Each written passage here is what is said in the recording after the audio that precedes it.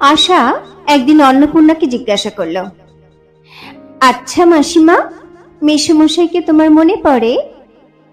অন্নপূর্ণা বললেন, হ্যাঁ, আমি 11 বছর বয়সে বিধবা হয়েছি, স্বামীর মূর্তি ছায়ার মতো মনে হয়। আশা জিজ্ঞাসা করল, মাসি, তবে তুমি কার কথা ভাবো? অন্নপূর্ণা ঈষৎ হেসে বললেন, আমার স্বামী এখন যার মধ্যে আছেন সেই ভগবানের কথা ভাবি। আশা বলল, তাতে তুমি সুখ পাও? অন্নপূর্ণা সস্নেহে আশার মাথায় হাত বুলিয়ে বললেন, আমার সে মনের কথা তুই কি বুঝবি বাছা? সে আমার মন জানে, আর যার কথা ভাবি তিনিই জানেন। আশা মনে মনে ভাবতে লাগলো, আমি যার কথা রাত্রি দিন ভাবি তিনি কি আমার মনের কথা জানেন না? আমি ভালো করে চিঠি লিখতে পারি না বলে তিনি কেন আমাকে চিঠি লেখা ছেড়ে দিয়েছেন? আশা কয়দিন মহেন্দ্রের চিঠি পায়নি।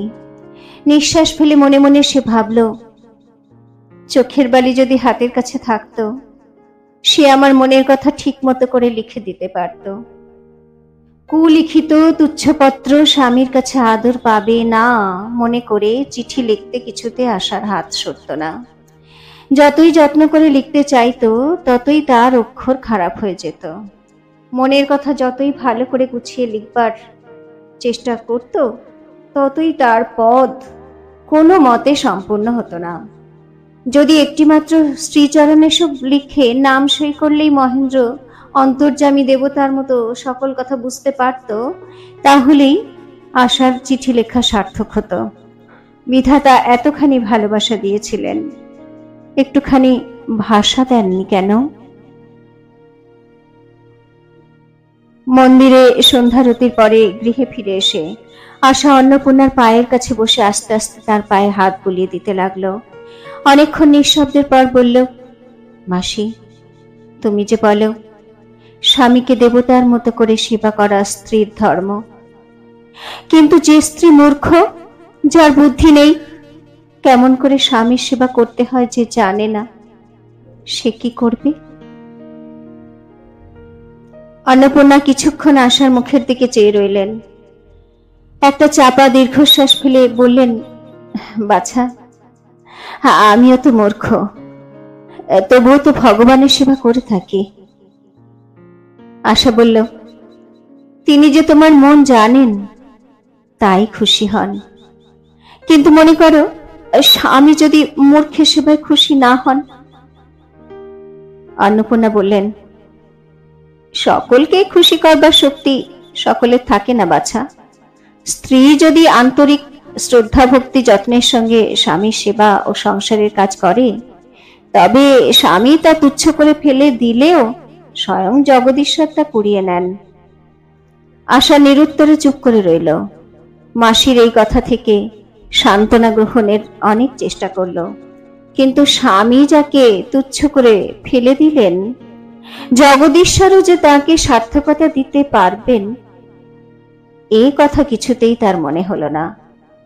সে নত মুখে বসে তার মাসির পায়ে হাত বুলিয়ে দিতে লাগলো। অন্নপূর্ণা তখন আশার হাত ধরে তাকে আরো কাছে টেনে নিলেন, তার মস্তক চুম্বন করলেন।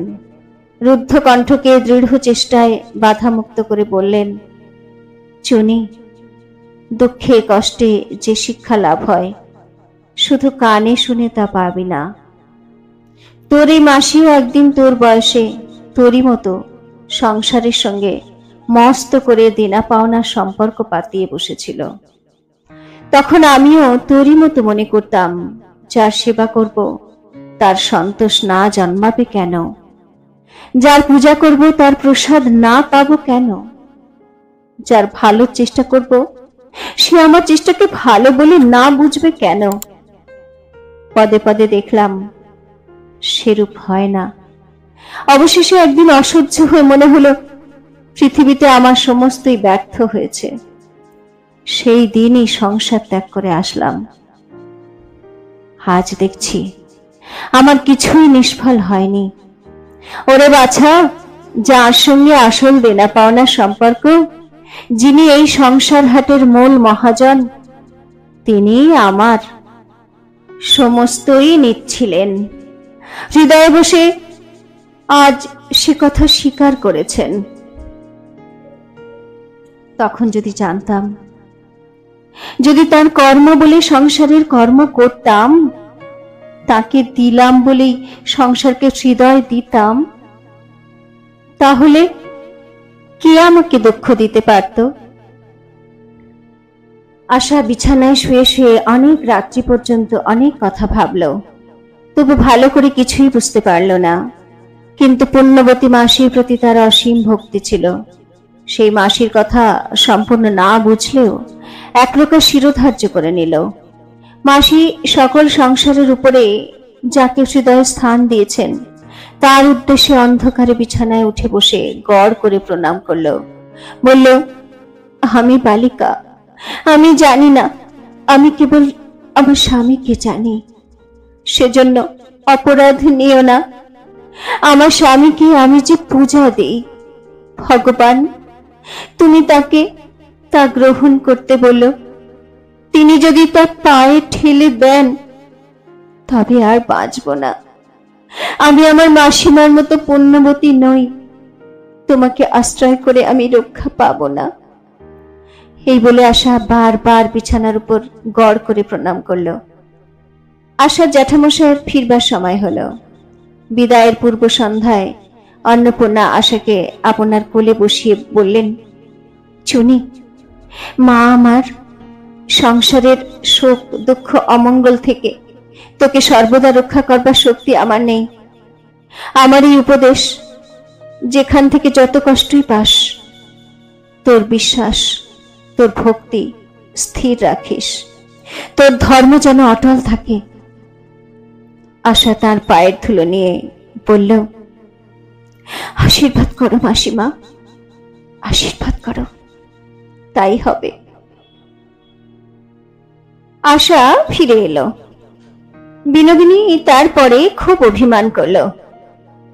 বালি, এতদিন বিদেশে রইলে একখানা চিঠি লিখতে নেই?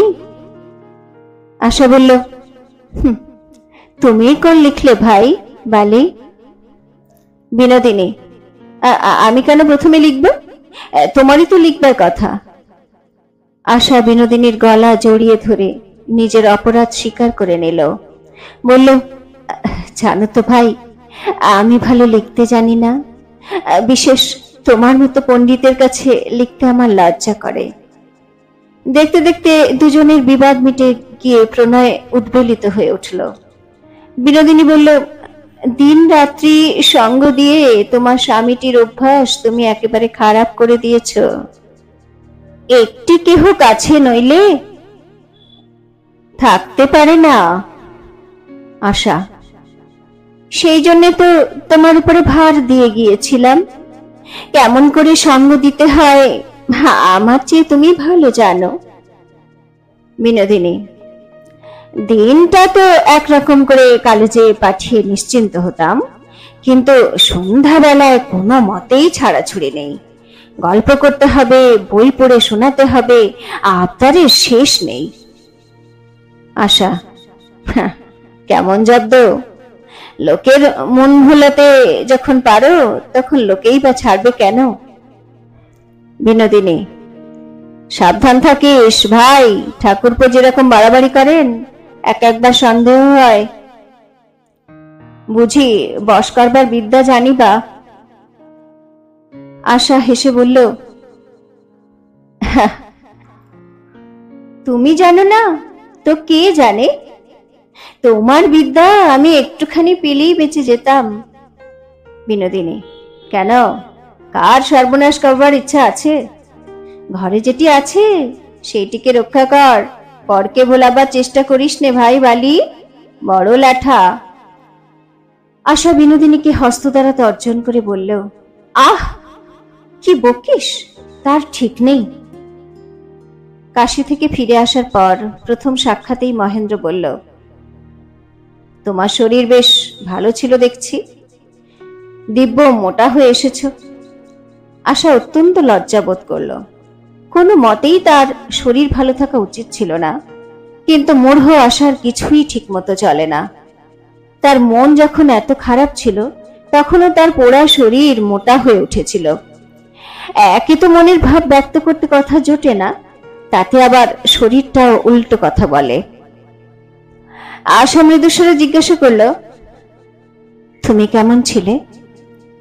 আগে হলে মহেন্দ্র কত ঠাট্টা, কত মনের সঙ্গে বলতো, মরেছিলাম।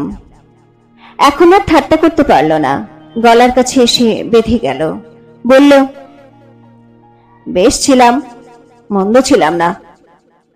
আশা চেয়ে দেখল মহেন্দ্র পূর্বের চেয়ে যেন রোগাই হয়েছে।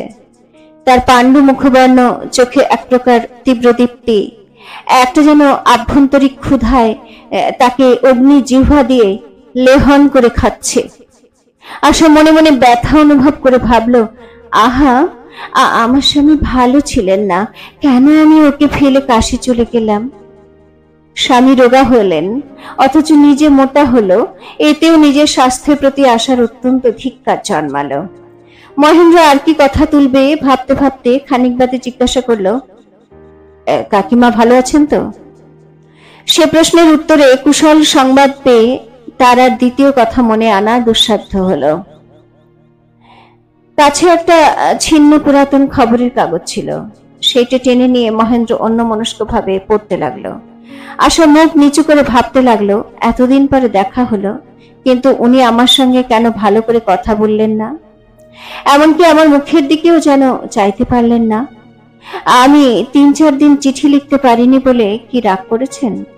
আমি মাসির অনুরোধে বেশি দিন কাশিতে ছিলাম বলে কি বিরক্ত হয়েছেন? অপরাধ কোন ছিদ্র দিয়ে কেমন করে প্রবেশ করলো, এটাই সে নিতান্ত ক্লিষ্ট হৃদয়ে সন্ধান করতে লাগলো। মহেন্দ্র কলেজ থেকে ফিরে এলো। অপরাহ্নে জলপানের সময় রাজলক্ষ্মী ছিলেন। আশাও ঘোমটা দিয়ে অদূরে দুয়ার ধরে দাঁড়িয়েছিল, কিন্তু আর কেউ ছিল না। রাজলক্ষ্মী উদ্বিগ্ন হয়ে জিজ্ঞাসা করলেন, আজ কি তোর অসুখ করেছে মহিন? মহেন্দ্র বিরক্ত ভাবে বলল, না মা, অসুখ কেন করবে? রাজলক্ষ্মী, তবে তুই যে কিছু খাচ্ছিস না? মহেন্দ্র পুনর্বার উত্তক্ত স্বরে বলল, এই তো খাচ্ছি না তো কি।